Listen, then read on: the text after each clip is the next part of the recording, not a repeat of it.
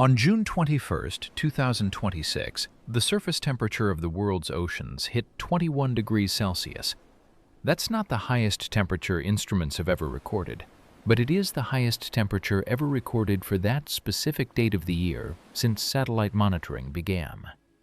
6 months earlier, scientists at the European Copernicus Marine Service reported that the first half of 2026 had been a period of sustained, exceptional ocean warmth. By that point, marine heat waves had already spread across 82% of the entire surface of the world's oceans. 82%. Not one isolated bay, not a single region. Almost the entire ocean of the planet, all at once. At the same time, thousands of kilometers to the north, satellites from NASA and the National Snow and Ice Data Center picked up on something else entirely. Arctic sea ice reached its annual maximum on March 15th, and that maximum turned out to be statistically indistinguishable from the record low set the year before. 2 years in a row. The lowest winter maximum ever recorded, and no sign of recovery. And further south still, high in the atmosphere over Eurasia, a team of Chinese climate scientists published a study in May 2026 showing that the upper-level jet stream over Central Asia was shifting southward and strengthening at the same time, not weakening as earlier models had predicted, strengthening. 3 independent observations, 3 different systems on Earth, 3 events all in the same year. Coincidence? Or something more? That question is exactly where this investigation begins, not with a ready-made answer, but with a growing number of observations that are getting harder and harder to explain in isolation. Over the past few years, climate scientists around the world have started using a term they once avoided in public. The term tipping point. Not as a metaphor, not as a warning about some distant future, but as a working concept increasingly applied to processes unfolding right now. Scientists have identified roughly 9 such elements in Earth's climate system, large interconnected processes each capable of shifting into a new stable state. Ice sheets, ocean currents, tropical rainforests, coral reefs, permafrost, monsoon systems. The central question of this film is different from most material on this topic. We're not asking whether disaster is coming. We're asking, what exactly are the instruments picking up right now in different parts of the planet, and why are more and more research groups coming to believe these signals might be connected? Let's start with the ocean, because most oceanographers agree that's where the bulk of the planet's heat imbalance is piling up. About 93% of the excess heat trapped in the atmosphere by greenhouse gases gets absorbed by the ocean. Not the land, not the air we feel on our skin, the ocean. According to a carbon brief analysis published in early 2026, 2025 was the hottest year on record for ocean heat content. Total heat content gained since the 1940s is estimated at roughly 500 zettajoules. A zettajoule is a billion trillion joules, a number that's hard to picture in any unit we're used to. For comparison, the increase in ocean heat in 2025 alone, compared to the year before, was about 23 zettajoules. That's roughly 39 times more energy than everything humanity produced through industrial activity in an entire year. It was the largest annual increase in ocean heat content since 2017, the year of the last major El Niño event. Which brings us to the next question. What's happening in the tropical Pacific right now? According to the International Research Institute for Climate and Society at Columbia University, the sea surface temperature anomaly in the key Niño 3.4 region of the Pacific stood at plus 0.48 degrees in the spring of 2026. By May, it had climbed to nearly a full degree, and by mid-June, it had reached plus 1.7 degrees. An ensemble of climate models, 24 independent forecasting systems, points to further intensification of this event through the fall of 2026. more than half the models project it will reach very strong El Niño status. Some specialized meteorological outlets are already comparing the pace of this event to the two most powerful El Niños on record, 1997 and 2015. By their estimates, this one is developing even faster. The World Meteorological Organization confirms that nearly all statistical and dynamical models point to a transition from neutral conditions to an active El Niño phase over the summer and fall of 2026. Does that mean the record ocean heat is just another El Niño cycle, something science has understood for decades? Partly, yes. But this is where the story gets interesting. Carlo Buontempo, director of the Copernicus Climate Change Service, used a phrase in his statement that's unusual for an official climate bulletin. He said current conditions could signal the start of a new phase, one leading, in his words, once again into uncharted territory. Uncharted territory for a system humanity has been watching from space for almost 50 years now. Here's the thing. The ocean's background warming in recent years is happening on top of an already heated system. Each new El Niño cycle isn't landing on a neutral ocean the way it did in the 1990s. It's landing on an ocean that's already holding record amounts of heat. And that changes how the whole system responds. British oceanographer Michael Meredith of the British Antarctic Survey commented on the record June temperatures this way. The rise in surface temperature itself is expected, but the pace of that rise is what's worrying specialists. The pace, not the fact of warming itself, its speed. That's an important distinction we'll come back to. Now let's rise up from the ocean into the atmosphere, to where jet streams form, the currents that shape weather for billions of people.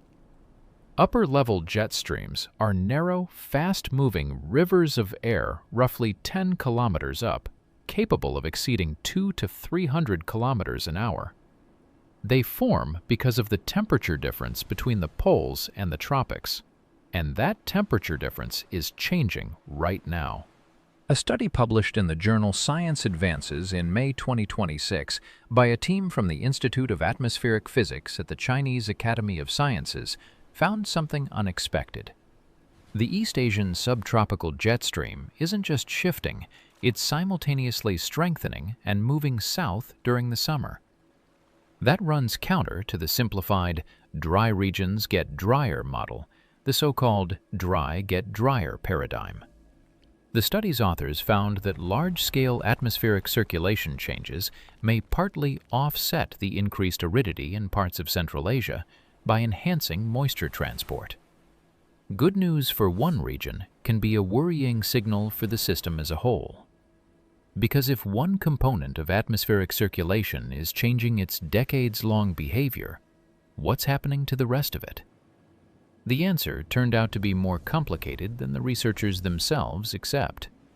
Another study, published in Communications, Earth and Environment, analyzed 40 years of reanalysis data, atmospheric models reconstructed from satellite and ground-based measurements. The researchers found a clear poleward and upward shift in jet streams happening right now in real observations, not just in forecasts. Notably, this shift turned out to be more pronounced than earlier generations of climate models had predicted. And according to the authors, it's linked not just to the well-known phenomenon of amplified Arctic warming, but also to warming in the upper layers of the tropical atmosphere, a process that's been studied far less. The Royal Meteorological Society in the UK, however, offers an important balancing detail. An analysis of data since 1979 found no significant change in the average annual speed of the jet stream over the North Atlantic at an altitude of roughly 10 to 12 kilometers. A shift in position, yes. A weakening of speed, not conclusively confirmed. This is a crucial point. Climate science in 2026 isn't a single chorus of voices all saying the same thing. It's a multitude of research groups, each seeing part of the picture, sometimes a part that contradicts another. Why does any of this matter to someone who's never thought about high-altitude air currents? Because jet streams determine the paths of storm systems, the position of storm tracks, and how precipitation is distributed between dry and wet regions. Weakening or shifting of these currents is directly linked to so-called blocked weather patterns, situations where the same type of weather sits over a region for weeks instead of the usual few days. A separate study on the mechanisms behind extreme heat waves points out that a northward shift in jet streams contributes to the formation of persistent high-pressure zones over parts of Europe in late summer, precisely the kind of system associated with prolonged periods of abnormal heat. Some of these same papers link part of these changes to a weakening of the Atlantic meridional overturning circulation, the system of ocean currents we'll discuss in detail later in this investigation. For now, let's lock in the key takeaway from this part of the story. At least two independent types of data, direct satellite reanalyses spanning 40 years, and modern climate models point to the same conclusion. Global atmospheric circulation is already undergoing structural change. Not just warming, an actual change in the shape and position of the planet's key air currents. And that brings us to the very edge of the world, to the place where these changes are showing up faster than anywhere else. The Arctic is warming faster than any other major region on the planet. That's not a new observation. People have been saying it since at least the early 2000s. But the pace of this process keeps surprising, even specialists who've been studying it for decades. According to data compiled in a review of Arctic amplification, warming inside the Arctic Circle has been happening at nearly 4 times the global average rate since 1979. In parts of the Barents Sea, the warming rate exceeds the global average by a factor of 7. 7 times. Picture a thermometer showing the same date in 2 different places on Earth, and the difference in warming speed between them is like the difference between a tortoise and a cheetah. On March 15, 2026, Arctic sea ice reached its annual maximum, 14.29 million square kilometers.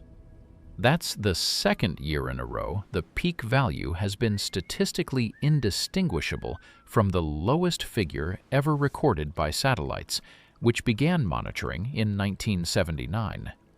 A year earlier, in 2025, the maximum was 14.31 million square kilometers.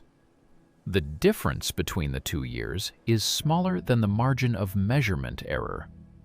Scientists at NASA and the National Snow and Ice Data Center in Boulder call this a statistical tie of records. In practical terms, it means 2 years running, the system isn't bouncing back after a series of warm winters, it's holding at close to its lowest possible level. Why does this matter beyond the polar bears and indigenous northern communities that usually come up in conversations about the Arctic? Because sea ice isn't just an indicator. It's an active player in the climate system. When ice disappears, the dark ocean surface underneath absorbs sunlight instead of reflecting it back into space the way white ice does. This is called the ice albedo feedback, and it's one of the main mechanisms explaining why the Arctic is warming faster than the rest of the planet. Modeling studies reveal something important about cause and effect. Strong Arctic amplification shows up mainly in the months when significant sea ice is being lost. If a model artificially holds the ice cover fixed, the amplification effect almost completely disappears. In other words, ice isn't just an indicator of warming. It's one of the engines driving it. And now, an unexpected twist. A similar process, a mirror image of it, has been documented at the opposite pole of the planet. In 2023, Antarctic sea ice dropped to its lowest level ever recorded by satellites. That alone wasn't a shock. Antarctica had shown signs of instability before. What was shocking was what happened next. A study published in the journal Nature by a team of British oceanographers from the National Oceanography Centre and the British Antarctic Survey found that in the regions of most severe ice retreat, the Weddell, Bellingshausen, and Ross Seas, ice concentration dropped by as much as 80%, and that triggered an unprecedented doubling of winter heat loss from the ocean into the atmosphere. What's more, the timing of the whole process shifted. The peak of heat loss moved from late April to mid-June, a month and a half to 2 months later than the usual calendar. The authors link this to an increase in the frequency of atmospheric storms in the region and to intensified formation of dense water masses, including so-called Antarctic bottom water, one of the key components of global ocean circulation. A separate 2025 study published in Communications Earth and Environment by a team led by Marin Raphael characterized what's happening in even blunter terms. This is a structural change in the entire Antarctic sea ice system in the 21st century. Not a random year-to-year fluctuation, but a shift into a new regime. It's important to underscore some scientific caution here. Unlike the Arctic, where the mechanism behind amplified warming is well understood and backed by numerous independent studies, Antarctica behaves differently, and the reasons aren't fully worked out yet. One hypothesis discussed in the specialized literature goes like this. Antarctica is covered by an extremely thick ice sheet that has no direct source of heat release into the atmosphere, unlike the thin sea ice of the Arctic. So the continent's response to global warming shows up differently, through surface cracking on glaciers, accelerated glacier flow toward the ocean, and the collapse of ice shelves, rather than through direct, amplified warming of the air, as in the Arctic. That raises an interesting question climate scientists are actively debating. Why do the planet's two ice systems, the Arctic and Antarctic, respond so differently to the very same global warming? One answer lies in a concept that keeps showing up more and more in new scientific papers from 2025 and 2026, the interhemispheric bipolar seesaw. According to this hypothesis, changes in atmospheric water vapor transport link warming at one pole to cooling, or a delayed response, at the other, and at least over certain stretches of time. In other words, what's happening at the North Pole may be physically connected to what's happening at the South Pole, through a mechanism climate scientists are only beginning to understand in detail. Researchers from the Polar Amplification Model Intercomparison Project, a large international scientific consortium, recently published results from coordinated model experiments confirming that the loss of Arctic sea ice directly affects not just local temperature, but also the position of jet streams and storm tracks across the entire northern hemisphere. Which means that very shift in jet streams discussed in the previous part of this investigation turns out to be statistically and physically linked to the loss of Arctic ice we're talking about right now. Two seemingly unrelated observations, a record-low winter ice maximum in the Arctic and a structural shift in air currents over Eurasia, connect into a single physical chain. This is the first genuinely clear example in this film of how seemingly scattered climate signals can turn out to be manifestations of the very same process, just viewed from different angles. But to understand how far these connections actually reach, we need to head back down into the ocean, and this time travel to the North Atlantic, to a system of currents that many climate scientists call the single most influential element in the entire chain of climate interactions on the planet. Picture a giant conveyor belt running through the entire Atlantic Ocean, from the tropics to the polar latitudes and back again. Warm, salty water moves north along the surface, gives off its heat to the atmosphere somewhere around Greenland and Iceland, cools, grows denser, sinks to the depths, and flows back south as a cold, deep current.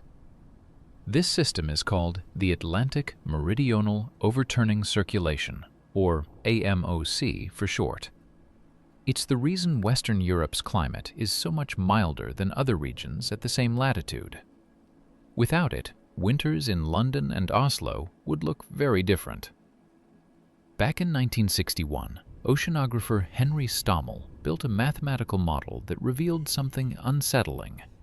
A circulation system like this one can exist in two fundamentally different, stable states, an active one and a nearly shut-down one. And the switch between them can happen not gradually, but fairly abruptly, once the system approaches a certain threshold. More than 60 years have passed since then. The question that's occupied oceanographers ever since: where exactly does that threshold sit for the real system, not just the modeled one? And how close are we to it?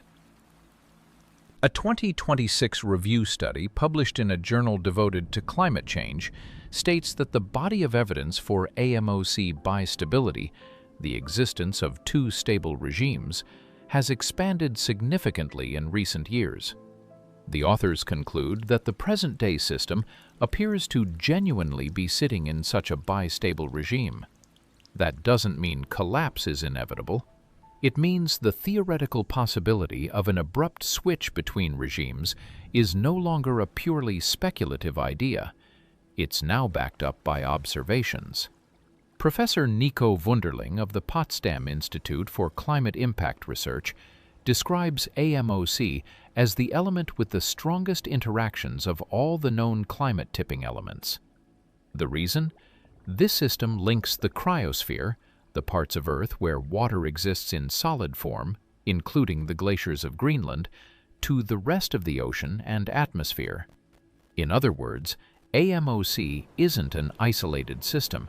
It's a hub where signals from melting glaciers, changing salinity, surface temperature, and atmospheric circulation all pass through at once. That's exactly why scientists are increasingly on the hunt for so-called early warning signals, statistical markers that, in the physics of complex systems, tend to precede an abrupt transition between stable states. One such marker is called critical slowing down. Systems approaching a tipping point start to recover more slowly from small disturbances, like a pendulum losing its spring. Observational studies based on oceanographic data have picked up exactly these critical slowing down signals in AMOC's behavior over recent decades. But, and this matters for the honesty of this investigation, the uncertainty in these measurements remains substantial. Different research groups, using different data processing methods, arrive at noticeably different estimates of the speed and even the direction of these changes. A 2025 report on global climate tipping points, led by Professor Timothy Lenton, one of the most cited specialists in the field, contains a statement worth quoting almost verbatim. If AMOC weakening continues to a critical threshold, it could lead to prolonged, harsh winters in northwestern Europe. Other research groups favor a less dramatic scenario. Some specialists consider a full collapse of the system unlikely within this century. Others believe we may have already passed the point beyond which collapse becomes inevitable, just stretched out over many decades. Climate scientist James Hansen, one of the best-known researchers studying the climate system since the 1980s, has publicly stated that an AMOC shutdown is likely within the next 20 to 30 years unless action is taken to cut greenhouse gas emissions. Notice the wording, unless action is taken. This isn't a prophecy of inevitable catastrophe. It's a conditional statement, dependent on the path humanity chooses over the coming decades. There's an important methodological point that several independent research groups keep raising. The climate models used in reports from the Intergovernmental Panel on Climate Change tend to show AMOC as more stable than reconstructions of past climate. So-called hindcasts suggest it actually is. The IPCC itself acknowledges the limitations of current modeling tools when it comes to projecting this system's future state. Which means one simple thing: the models may be underestimating the risk, not overestimating it. Here we arrive at a key connecting thread in this part of the investigation. Remember the marine heat wave that covered 82% of the ocean's surface? Remember the structural changes in jet stream position? Some research groups directly link the formation of persistent high-pressure zones over Europe, the ones responsible for prolonged periods of abnormal heat, to a slowdown in this very Atlantic circulation. According to several independent publications, the chain looks something like this. A MOC slowdown, followed by a change in the temperature gradient between the tropics and high latitudes, followed by a shift and deformation of jet streams, followed by more persistent, longer-lasting weather anomalies, including heat waves and periods of extreme rainfall. This isn't a proven, linear, 100% confirmed mechanism. It's one of the most actively studied hypotheses in modern climate science. And the fact that it's being studied so actively is the best evidence that the scientific community takes these connections seriously, not as some fringe idea. We've traced a chain from the tropical Pacific to the polar latitudes of both hemispheres and down to the deep currents of the Atlantic. Now it's time to go even deeper, to where the consequences of these changes become visible to the naked eye, in the shallow tropical ecosystems many consider one of the earliest indicators of a climate transition. Coral reefs cover less than 1% of the ocean floor. Less than 1%, and yet they sustain roughly a quarter of all known marine species. No other ecosystem on the planet shows such a disproportionate relationship between the space it occupies and its biological significance. Between 2023 and 2025, the world experienced the largest mass coral bleaching event ever recorded. 84% of reefs were affected across 83 countries. 84% isn't a handful of local injuries. It's a nearly global event that swept across almost the entire tropical belt of the planet at once.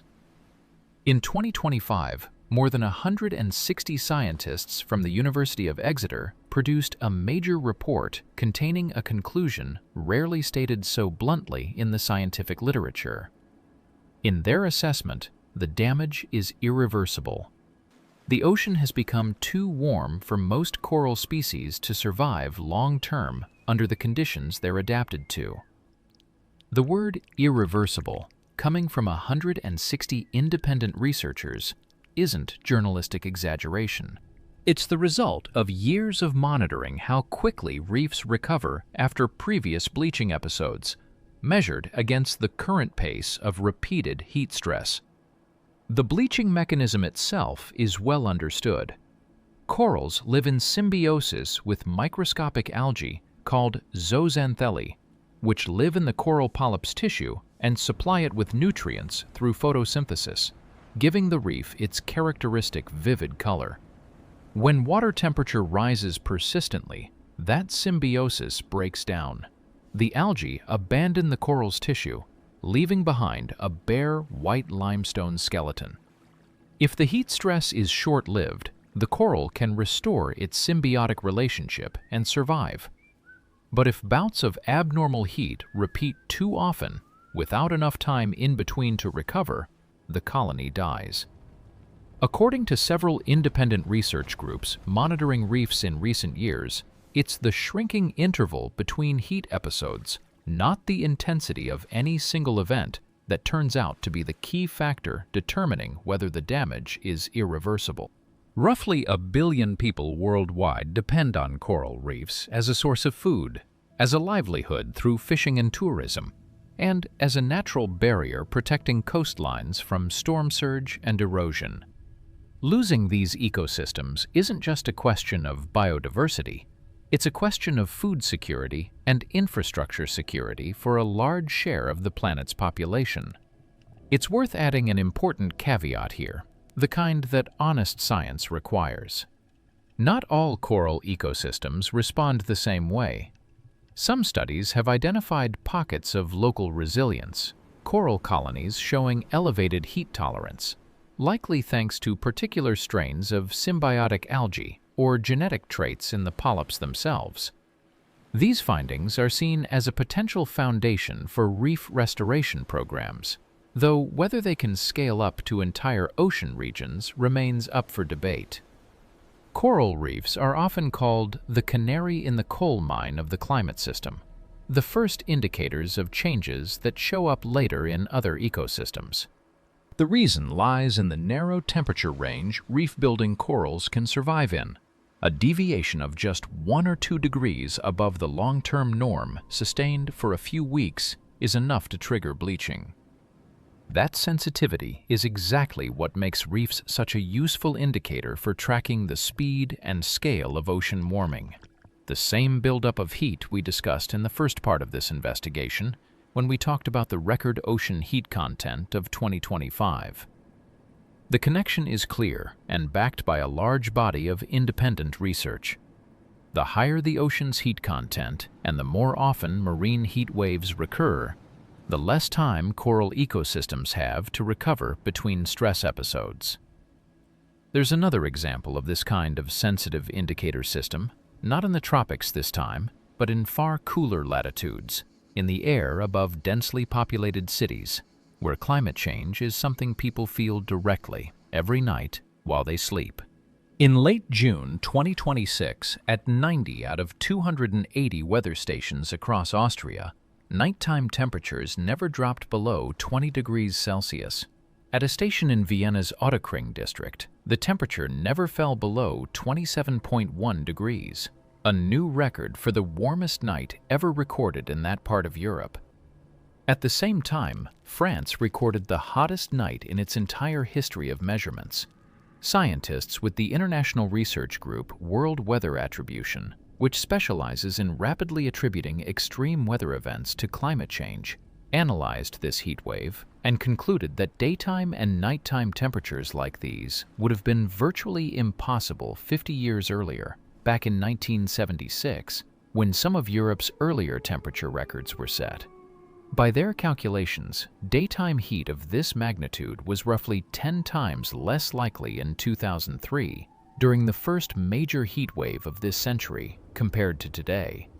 And the likelihood of nighttime temperatures like these during that same period was more than 100 times lower. This isn't abstract statistics, it's a concrete, measurable acceleration in the frequency of extreme events within a single generation's lifetime. Why does nighttime heat draw such close attention from researchers rather than just the daytime highs that usually make headlines?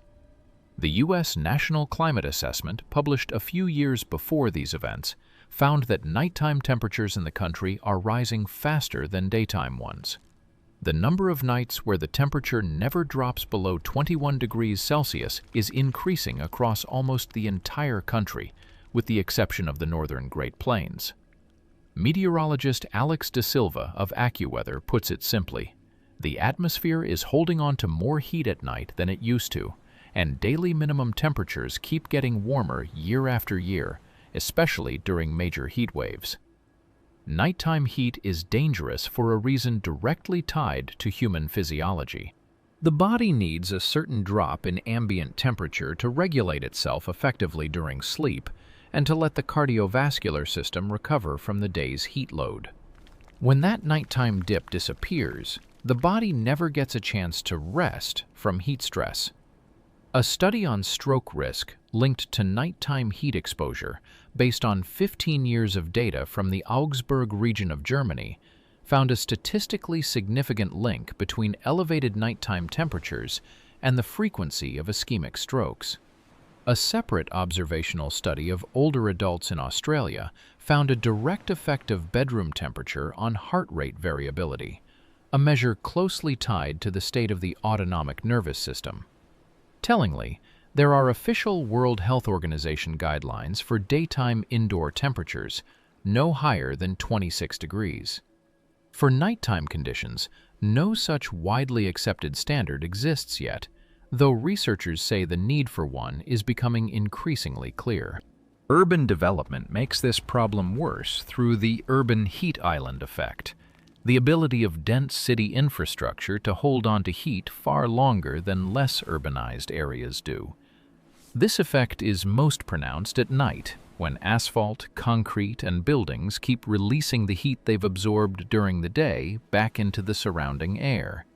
During London's record heat wave in 2022, researchers at University College London estimated that a significant share of heat-related deaths was driven specifically by the urban heat island effect, a factor that, in principle, can be mitigated through urban planning, greening, and changes to building materials. This brings us to an important observation that ties this chapter to earlier parts of the investigation. Extreme heat waves don't exist in isolation from the processes described earlier. The persistent high-pressure zones that form under certain jet stream configurations, discussed in the second chapter, are one of the key mechanisms responsible for just how long these heat episodes last, and duration in turn determines how deeply not just the daytime air, but the surface itself heats up, the very surface that keeps releasing heat back at night. In other words, changes in atmospheric circulation, changes in ocean heat content, and the rising number of abnormally hot nights aren't three separate stories. They're three angles on the very same interconnected process. The powerful El Niño developing in 2026, discussed earlier, is capable of adding yet another layer of complexity to this system. Exactly how, we'll look at in the next part. There's another climate phenomenon that's picked up its own name in the scientific literature in recent years: hydroclimate whiplash.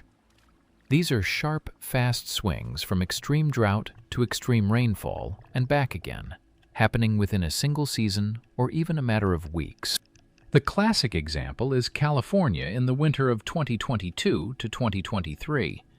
After years of severe drought, a series of so-called atmospheric rivers, narrow but extraordinarily moisture-laden air currents carrying water vapor in from the tropics, dumped record amounts of precipitation on the state, burying mountain towns in snow, flooding valleys, and triggering hundreds of landslides. Researcher Christine Albano, co-author of a study on this phenomenon, proposed the metaphor of an expanding atmospheric sponge, the idea that a warmer atmosphere can hold more water vapor, intensifying both extreme downpours and extreme droughts at the same time, since that same warm atmosphere also evaporates moisture from the soil more aggressively during dry spells. In other words, the climate isn't becoming uniformly drier or uniformly wetter. Both extremes, drought and flood, are intensifying at the same time, and the swings between them are becoming sharper and faster. The atmospheric rivers in question are responsible for roughly 90% of flood damage on the U.S. West Coast. To better forecast their paths, meteorologists have spent more than a decade flying dozens of dedicated reconnaissance missions over the Pacific every winter, measuring the size and direction of these currents as they approach the continent. In July 2025, Central Texas experienced a particularly vivid example of this kind of whiplash. A prolonged drought gave way abruptly to rainfall so intense it's statistically expected no more than once every 1,000 years. The parched soil couldn't absorb such a fast, powerful downpour, which led to catastrophic flooding. A similar pattern played out in Southern California in December 2025, when a series of atmospheric rivers brought record Christmas season rainfall in parts of the mountains of Ventura County. More than 15 inches of rain fell, striking a landscape that had recently been suffering through prolonged drought and triggering destructive debris flows.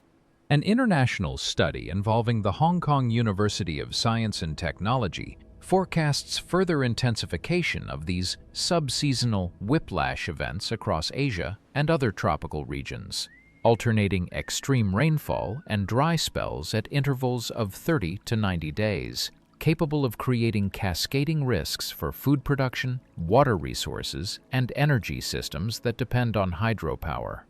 A separate paper notes that this kind of atmospheric variability reaches even the polar regions. Strengthening atmospheric teleconnections are expected to increase precipitation swings in Greenland and northern Russia, regions whose condition is directly tied to processes discussed earlier in this film, from the melting of the ice sheet to the dynamics of permafrost.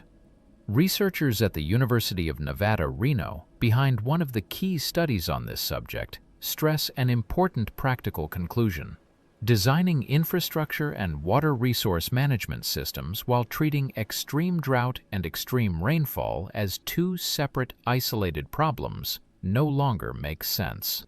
These are two sides of the same intensifying process. And once again, just as with jet streams, ocean heat, and polar ice, we're looking at a process that, on the surface, looks like a separate, standalone story about weather. But on closer inspection, it turns out to be yet another reflection of the very same underlying dynamic.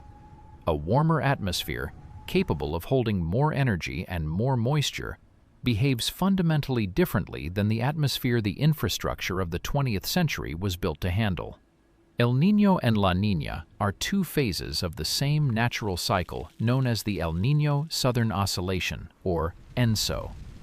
This cycle occurs every 3 to 7 years, when trade winds in the tropical Pacific weaken or even reverse direction, allowing warm water from the western Pacific to spread eastward and suppressing the usual upwelling of cold, deep water off the coast of South America.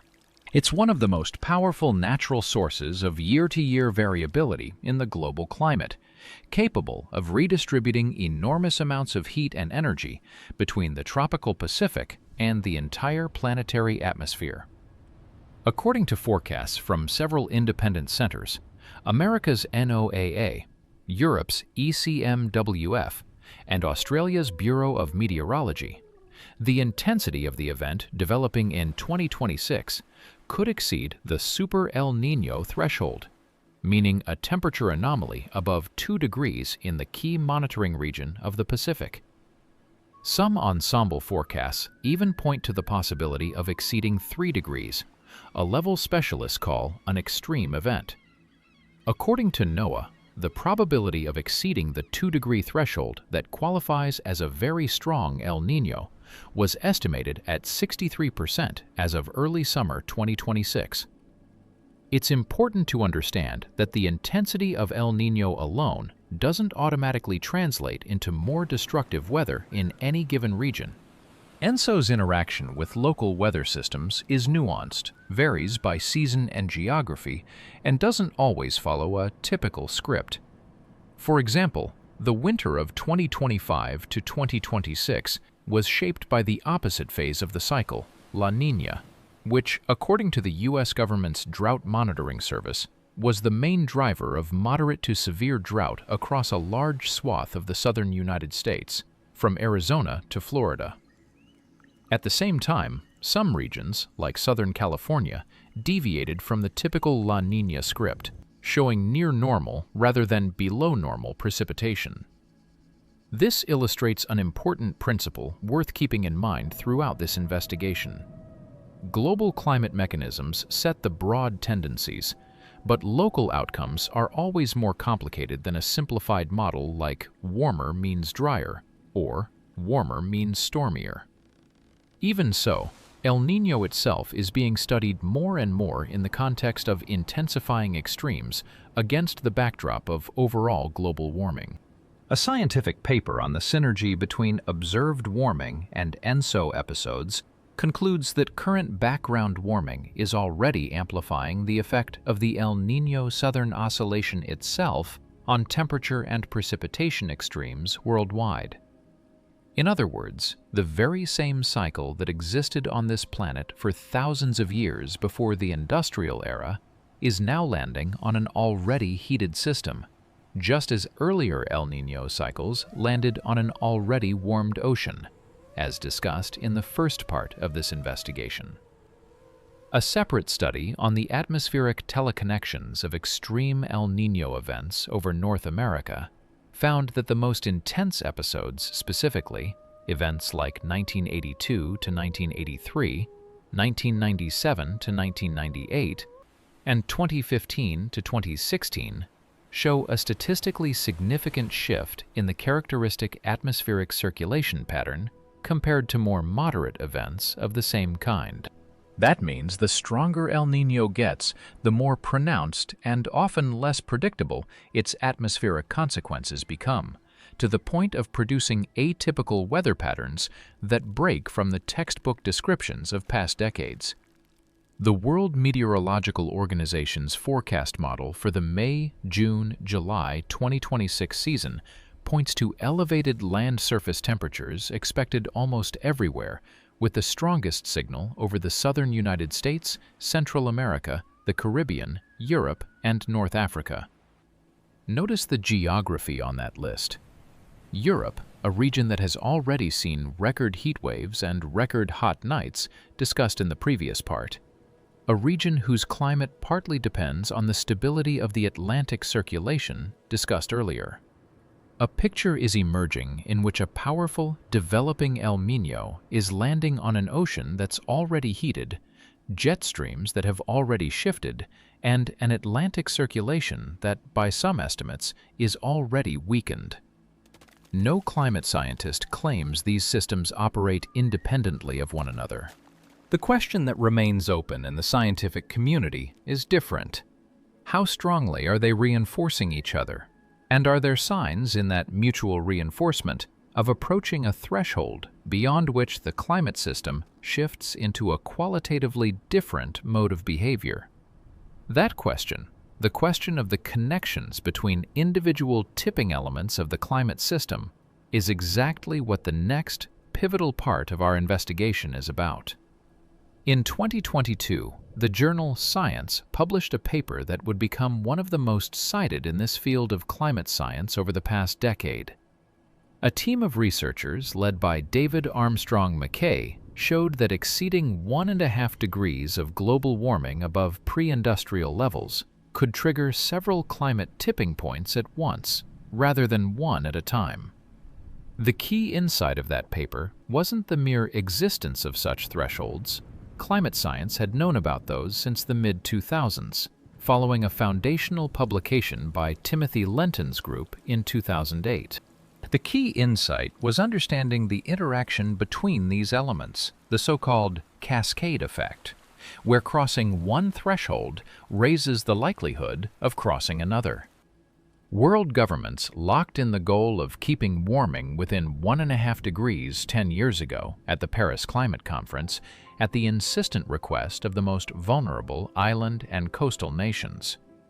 The goal was set precisely to avoid the worst consequences of extreme weather and the potential crossing of irreversible planetary thresholds.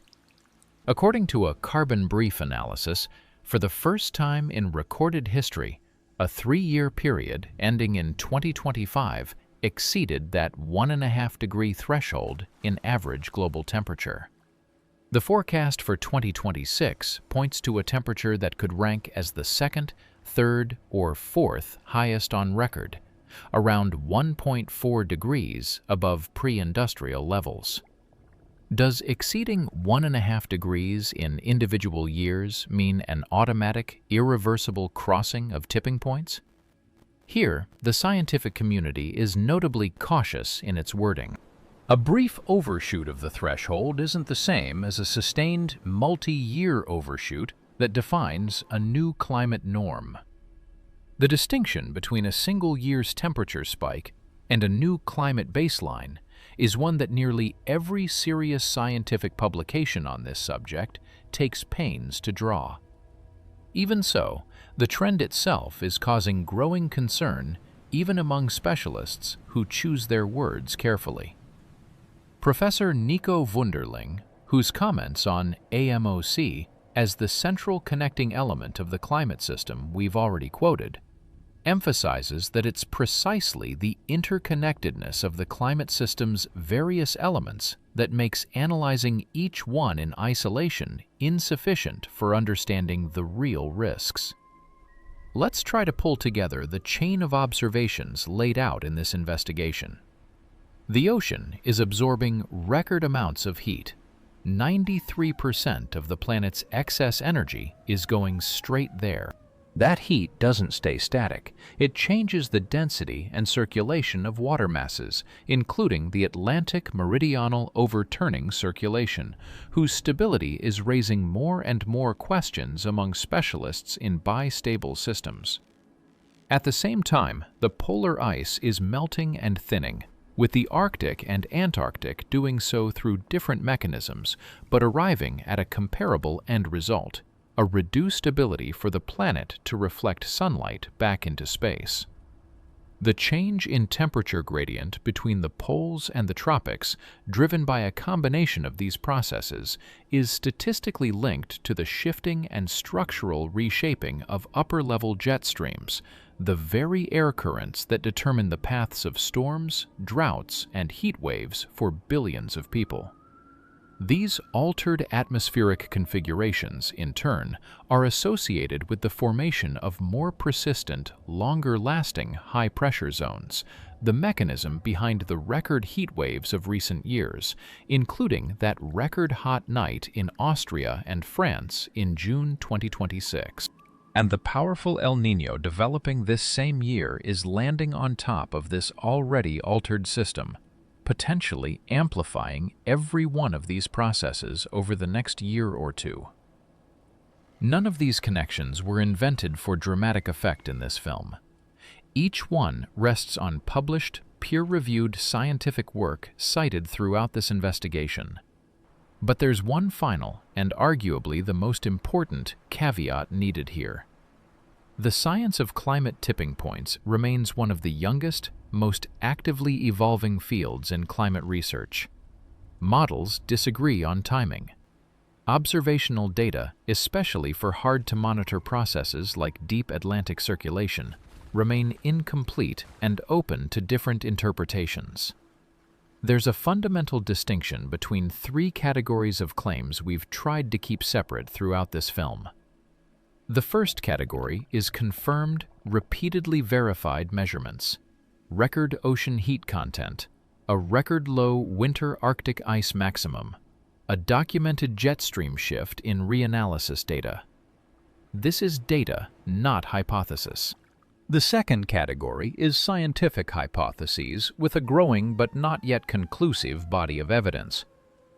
AMOC bistability and its potential collapse this century. The specific mechanisms by which tipping elements reinforce one another, and the precise threshold values for each of them. The third category is open questions. Modern science doesn't yet have answers to. Exactly where the point of irreversibility lies for each individual system. How fast a cascade effect could unfold across several tipping points at once, and whether processes already set in motion could be reversed through radical emissions cuts. The honest answer to this film's central question, whether these events are independent or part of a single process of the climate system shifting into a new state, is this: the data accumulated in recent years increasingly points toward the second option. But science deliberately avoids final categorical statements where the data doesn't yet allow for full certainty. That's not a weakness of climate science. It's its strength. Any science that too easily declares final truths about a system as complex as the climate of an entire planet is probably not practicing science. It's practicing something else. Beneath the surface of the circumpolar north, Siberia, Alaska, northern Canada, lies roughly 1.4 trillion metric tons of carbon. That's almost twice as much as currently exists in the entire atmosphere of the planet. This carbon hasn't been an active part of the climate system for thousands of years. It's locked away in permafrost, frozen ground that has remained a stable carbon reservoir for practically the entire history of human civilization. The key word there is remained, because that stability is exactly what's now being called into question. A long-term study based on the longest continuous record of direct methane flux measurements in the Arctic at a station in the Lena River Delta has, for the first time, documented something that used to be purely a theoretical forecast. a real, measurable rise in methane emissions from thawing permafrost. Since 2004, methane emissions in June and July at this site have risen by roughly 1.9% per year, alongside a rise in June air temperatures of 0.3 of a degree annually, meaning warm weather is arriving about 11 days earlier than it used to over the course of the study period. Scientists specifically emphasize the significance of this finding. Before this publication, the scientific literature lacked any direct observational evidence of this kind of increase, even though models had predicted it for a long time. Another line of research uncovered an unexpected factor accelerating the process beyond what was expected. A controlled irrigation experiment in the Siberian tundra found that a single, extremely wet summer season can increase thaw depth by as much as 35%. And the effect isn't limited to a single season. It persists for at least 2 years afterward. That means rising extreme precipitation, not just rising temperature, a theme we discussed in connection with the shifting jet streams, can accelerate permafrost degradation faster than models built solely on air temperature would predict. An international team led by researchers at Stockholm University, analyzing data from 2000 to 2020, concluded that even though the region's vegetation absorbs slightly more carbon dioxide than it releases, that effect is almost entirely offset by emissions from lakes, rivers, and wildfires. And once you factor in methane's more powerful greenhouse effect, the region as a whole has become a net contributor to global warming rather than a carbon sink, as had previously been assumed. Experts at the Arctic Institute point out an important methodological distinction. Alongside gradual, relatively predictable thaw, there are also so-called abrupt thermokarst events, ground collapses, often triggered by landslides or wildfires, capable of releasing decades' worth of stored carbon almost instantly, rather than gradually over many years. It's exactly this category of abrupt events that worries specialists most, because it's much harder to incorporate into long-term climate models built on the assumption of smooth, gradual change. Now let's move from the Arctic plains to the monsoon systems of tropical and subtropical Asia, another candidate on the list of climate tipping elements whose status, unlike many of the other processes discussed in this film, remains far less certain. According to the Global Climate Tipping Points report, only the West African monsoon is officially classified as a tipping element, and even then with low confidence. For the Indian summer monsoon and the South American monsoon, the status remains unclear. Paleoclimate data, records pulled from cave deposits, do show abrupt shifts in the intensity of Indian monsoon rainfall in the past, suggesting the theoretical possibility of similarly sharp shifts today. The proposed physical mechanism is called moisture advection feedback. Increased rainfall drives increased latent heat release, which widens the temperature difference between land and ocean, which in turn strengthens the transport of moisture from ocean to land, further amplifying rainfall, a self-reinforcing cycle. However, an analysis of modern climate models using abrupt shift detection methods found only limited and somewhat ambiguous signs of these kinds of sharp transitions in real-world observational data so far.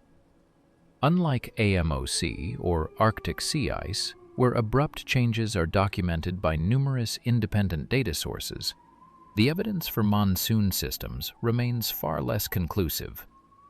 This is a good example of how scientific honesty requires acknowledging not just what we know, but also what we can't yet claim with confidence. Not every process that's theoretically capable of becoming a tipping point actually shows signs of approaching one right now. So, we've looked at processes unfolding in Arctic permafrost and in Asia's monsoon systems, two regions physically separated by thousands of kilometers, but ultimately governed by the same global energy system of the planet. To wrap up this investigation, it's worth asking a methodological question rarely raised in popular material about climate. Where does all this data actually come from? How do scientists manage to measure ocean temperature several kilometers deep, the thickness of Arctic ice, or current speeds in the middle of the Atlantic? All the data cited throughout this investigation, record ocean heat content, Arctic ice thickness, the position of jet streams, doesn't come out of nowhere.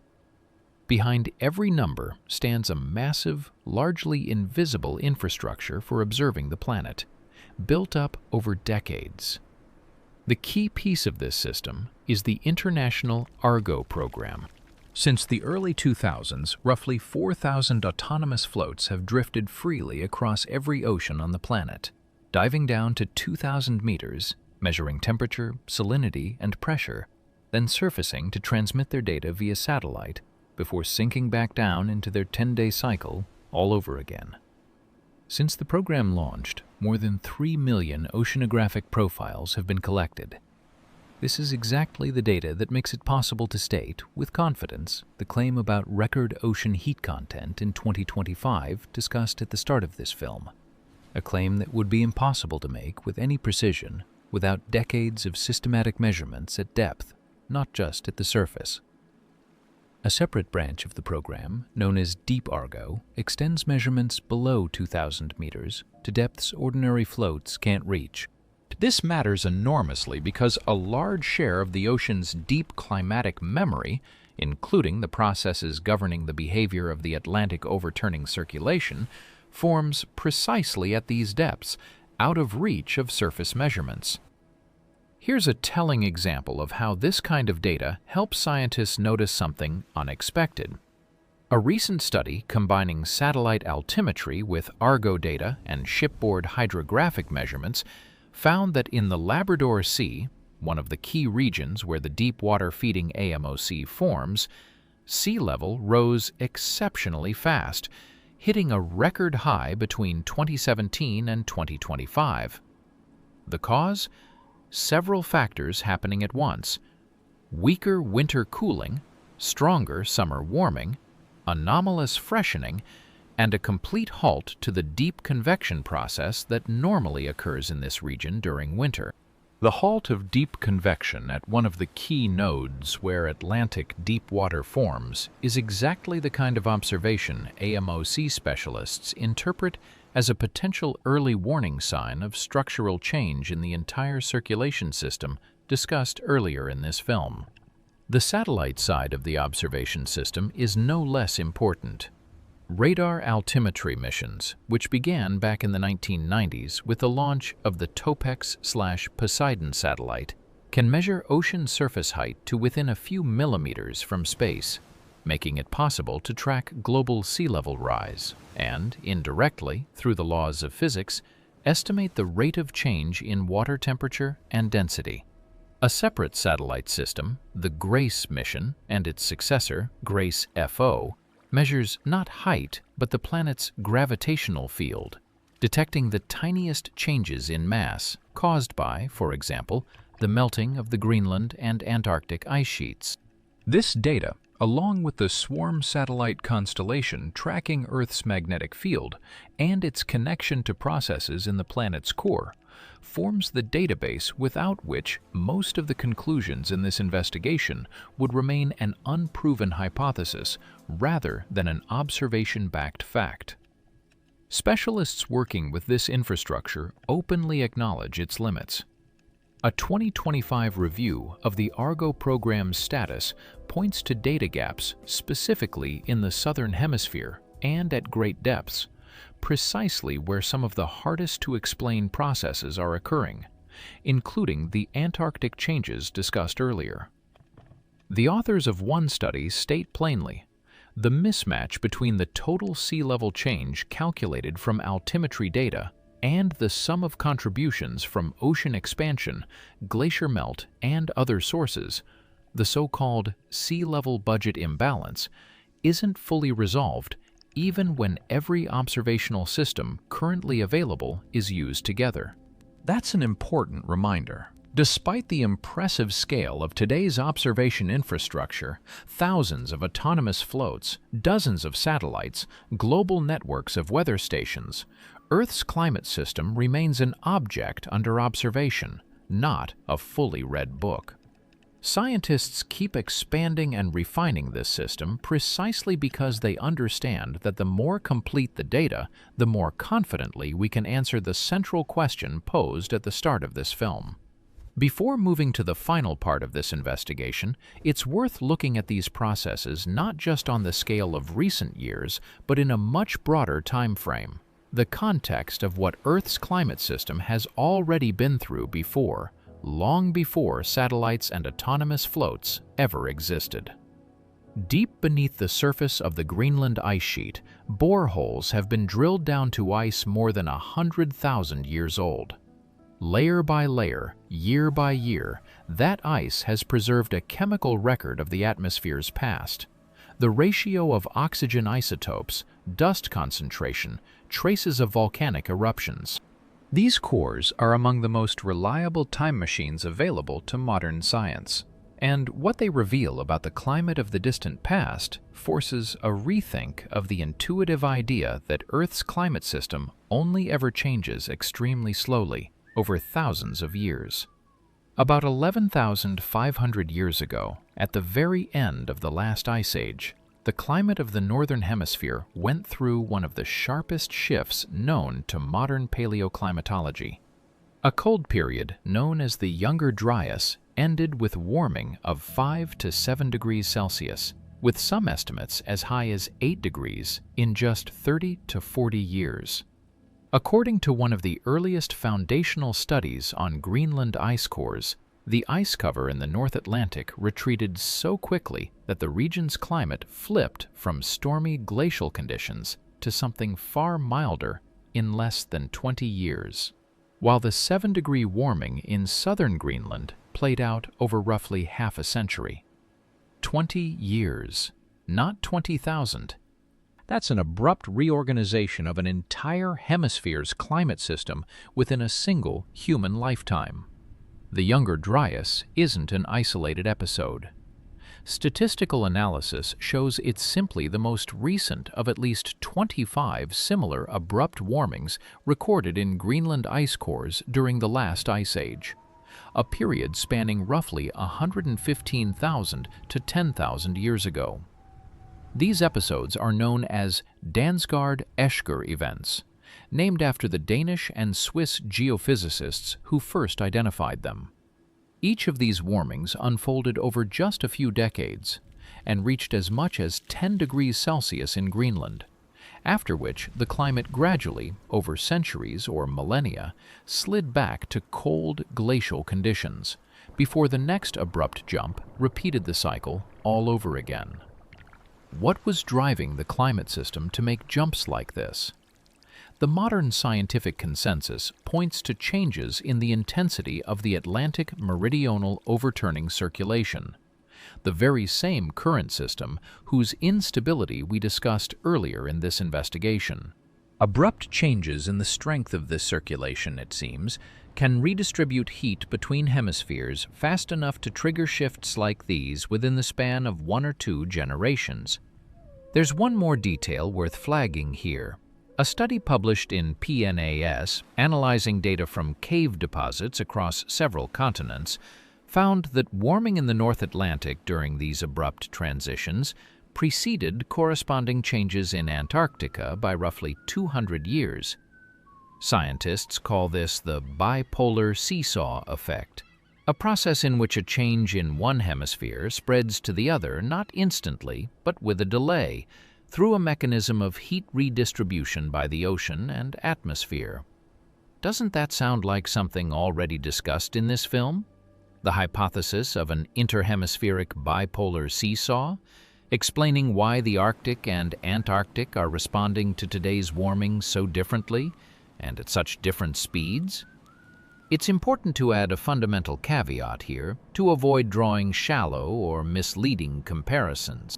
Conditions during the last ice age were radically different from those of today's warm interglacial period.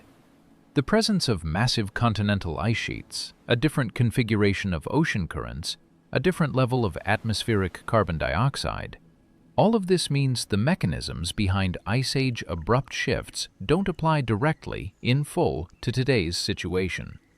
Even so, the main methodological lesson from this research still holds for modern science. Earth's climate system, as the paleoclimate record shows, is capable of abrupt, nonlinear transitions between stable states, not just the smooth, gradual changes we sometimes intuitively assume. That's exactly why today's researchers, hunting for early warning signals in data on the state of AMOC, Arctic ice, or coral reefs, are drawing on mathematical tools originally developed to analyze these very same ancient paleoclimatic abrupt transitions. The story of Earth's climate isn't the story of one straight line slowly crawling upward. It's the story of a system with multiple stable states, occasionally making rapid jumps between them once accumulated changes cross a certain threshold. The question facing modern science is whether today's human-driven global warming is the same kind of accumulating change that historically has preceded transitions like these in the past. The honest answer right now isn't final. But the very fact that this question is being asked today, not by fringe researchers, but by the world's leading climate institutions, publishing their findings in the planet's most prestigious peer-reviewed journals, is itself a significant scientific fact. Let's return to the three observations this investigation opened with. Record heat at the surface of the world's oceans in June 2026. Arctic sea ice statistically indistinguishable from its historic low for the second year running. A jet stream over Central Asia breaking from its decades-long path. Over the course of this film, we've traced how those three observations connect to dozens of others, to the slowdown of Atlantic circulation and its potential bistability, to the irreversible bleaching of coral reefs, to record-hot nights across Europe, to accelerating methane emissions from Siberian permafrost, to the strongest El Niño in decades unfolding right now in the tropical Pacific.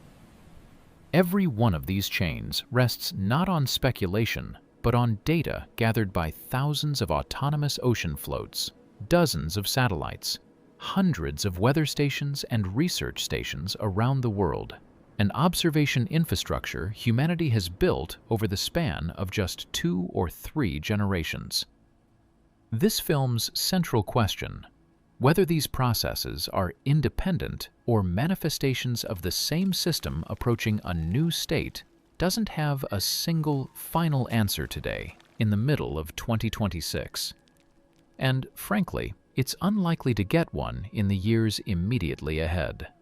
But a growing number of independent research groups working on different continents, studying different components of the climate system through different methods, are arriving at strikingly similar conclusions about how interconnected these processes are. And that, in itself, is a significant scientific result, regardless of what the final answer turns out to be. It's worth remembering the paleoclimate lesson from this investigation, too. Earth has already been through abrupt, non-linear climate transitions before, long before human civilization existed, long before the Industrial Revolution, long before the first satellite ever reached orbit. Those transitions were recorded in the depths of Greenland's ice, in sedimentary rock, in corals growing layer by layer over centuries. The planet holds a memory far deeper and far more detailed than humanity's own historical memory. And that memory tells us that Earth's climate system isn't some static backdrop against which the story of humanity unfolds. It's a dynamic, interconnected system with its own, sometimes surprising, internal logic. Perhaps that's the real takeaway to carry away from this investigation. Not a sense of inevitability, but a sense of scale. The scale of a system that modern science is only beginning to understand in the full depth of its interconnections. The scale of the effort thousands of researchers around the world are pouring into solving this puzzle. Not for the sake of a headline, but for the sake of an accurate, honest understanding of how the planet we live on actually works. Every new Argo float sinking into the ocean depths, every new satellite launched into orbit to measure the gravitational field or the thickness of the ice, every new expedition to Antarctic ice shelves or Greenland ice cores, all of it is part of one ongoing investigation, the results of which we may see in just the next few years, or which perhaps only our children and grandchildren will see in full. Science that honestly admits the limits of its own knowledge earns more trust, not less. That's exactly why this film doesn't end with a ready-made answer. It ends with a question that's only grown sharper over the past hour, and an invitation to watch alongside the scientific community as one of the largest natural processes within human understanding continues to unfold. Earth keeps speaking in the language of numbers, satellite imagery, and ice cores. Science's task is simply to learn to listen to that language more closely. And that's exactly what thousands of researchers around the world are doing right now while you watch this film.